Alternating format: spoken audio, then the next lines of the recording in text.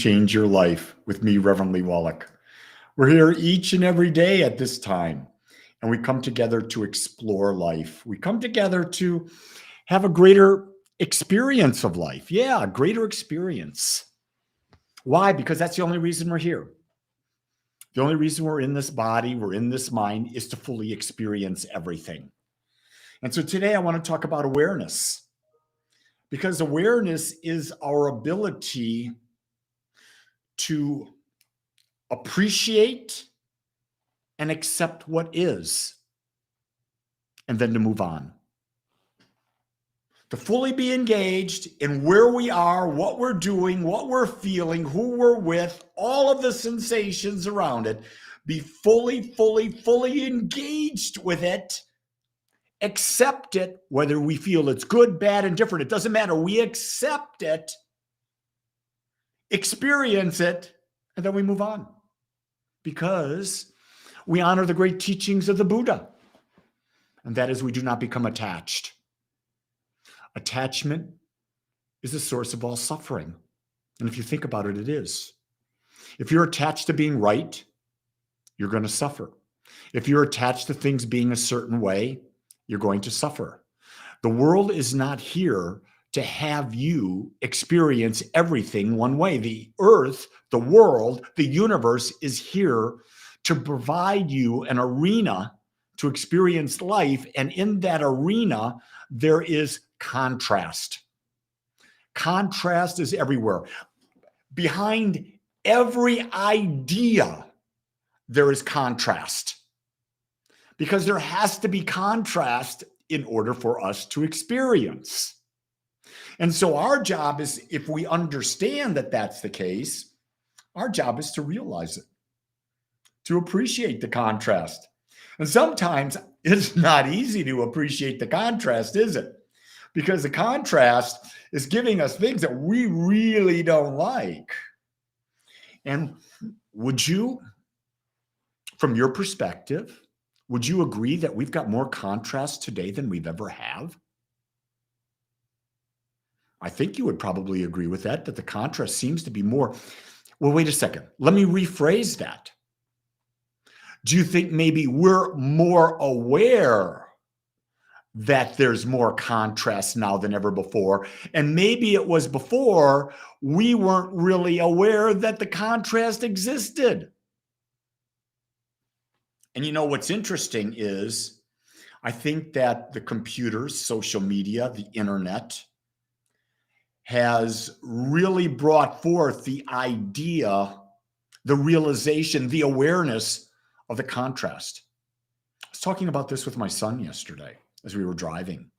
When I was growing up, I didn't know about anything that happened in Philadelphia. I didn't know anything that happened in New York, California. All I knew was what was happening around 236 Nash, Dearborn, Michigan. That's all I knew. 236 Nash, Dearborn, Michigan. That was my world, my reality. And then on the news, you would see an occasional thing. You would see nothing like we see now. It was all about local, a few national things, but it was basically local. So we didn't know every time someone was kidnapped. We didn't know every time someone was murdered. We didn't know every time someone was raped. We didn't know that. It didn't exist. And because we didn't know about it, it was not in our world. And so we lived from a different perspective. But today, we're being constantly bombarded by things that are happening everywhere on the planet. And that would not be so bad when you think about it, except that the perspective that's being broadcast is not a balanced perspective. It's a perspective of fear. We're getting hit with fear from every angle. So here's the key. You have to accept that we're getting hit with fear from every angle. You have to appreciate that that fear is there to wake us up, to see the other side. It's a calling for us to wake up and see a bigger picture. It's a calling for us to realize that there's always balance in the universe, even though what's being presented to us is not balanced. So it causes us to seek, what is the balance? How is the balance showing up? And when we find the balance, guess what? We stop the emotional charge. We stop being so emotional about everything that's going on around us. Doesn't mean that we don't have preferences. Doesn't mean that we can't like or dislike. But we realize that there is a balance. And we can proceed forward from that. We move on. We move forward from that point of view. So the question I'll pose to you out there right now is, thank you for checking in. I really appreciate that. What's challenging you? Where are you most challenged with finding balance? Is it in abundance? Is it in relationships? Is it in health? Is it in connection? It is in love? Or have you really not thought about it? Have you really not thought about it? And are you living in a one-sided world? And because you're living in a one-sided world, you're subject to great fluctuations of mood, extreme fluctuations of mood. If you're for something or against something, you're subject to great movement of mood. If you're balanced, you're not subject to as much of the big swings that are happening out there because you see the balance. You see, when you can find balance in things, you neutralize the emotional effect. And things don't impact you near as much when you control the emotional effect. It's when you're out of control that you're habitually reacting to things instead of consciously and awarely responding. Big difference there. A master responds, a victim reacts. And I think we've been programmed, to be victims. Because when we're victims, we can be controlled. Do you get that? When you're a victim, you can be controlled. And I don't mind control as long as it's me doing it. It's me consciously doing it, setting my course, holding to my course, holding to that pattern that I desire. That's what's important to me. So all of you out there that are listening, if you've not done my values assessment, where you come in and we work an hour and a half or maybe a little longer together on Zoom, and you, with my assistance, determine what are the top 5 things that are most important to you. What values in your life? What are the voids that you most want to be fulfilled? And you make that the basis of your life. And now you're living consciously. I'm doing that workshop today at 10 o'clock. So in about an hour and a half. Well, a little more than an hour and a half. I'm doing it at 10 o'clock Central Time. If you want to be a part of it, you can still do that. There's a link in the description there that you can click on. Today's a good day.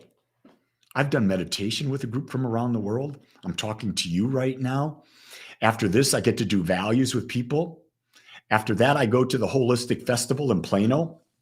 I'm going to do a workshop there with people, a bunch of people I've never met. And I love that. Then I'm going to tour around and get to meet people I haven't seen in 6 months until the last festival. I'm going to take my wife to the gym and be her personal trainer again. This will be her 3rd week in a row, Saturdays and Sundays, working out with her husband. I got a lot of great things planned. I've got some great food planned. I'm really conscious about what I want in my life. And if you hear me talking about food, know that eating good food is a high value. Why? Because it fits my number 4 value of personal health and well-being. And I believe that I make the best food because I put love and quality ingredients in it. And I put food in my body that my body loves and nurtures, because my body's sensitive enough that when I eat something that's not in alignment with what feels good with it, it tells me. And you know, when it tells me, guess what I do? I listen. I don't put that food back in. I think that's living in awareness. That's a real simple one. When you put something in your mouth, you eat it, do you notice how your body reacts? And if your body gets bloated, it gets gaseous, it gets heartburn, whatever it gets, and it doesn't feel good, do you keep putting it in? Because if you do, then you're not aware. And most people are not aware, in particular with food. Have you ever noticed that the difference in how you feel when you eat a perfect apple, cut into perfect pieces, the perfect temperature, and you eat it versus eating a Hostess Twinkie? There's a huge difference in how your body reacts. Your body loves natural foods. Your body does not respond well to processed foods. Again, that's just part of living aware. That's one small part of living aware. Do you notice a difference when you're drinking good water versus drinking soda? Do you notice the difference afterwards because the sugar's not impacting you when you're drinking the water? Why is it you have craving after craving after craving after soda? Because you're addicted to sugar. Your body's telling you everything you need to know. Here's the thing, we become numb and we don't listen to our bodies. Our bodies are magnificent vessels, over 50 trillion cells in our bodies. And they all have innate intelligence. They know what's good for them. And they will respond to us if we listen. If we listen. So I invite you today to make today a day of listen, where you listen to your body, just your body today. You make mistakes, and that's okay. But listen, and then set a corrective course for yourself. No one else knows how to do that better than you. You are the master of your mind. You are the master of your body. Put your captain's hat on and set sail today. So I want to let you know, no matter what you do today, no matter where you are, who you are, I love you because I accept you just the way you are. Go create a great day, everybody. Aloha.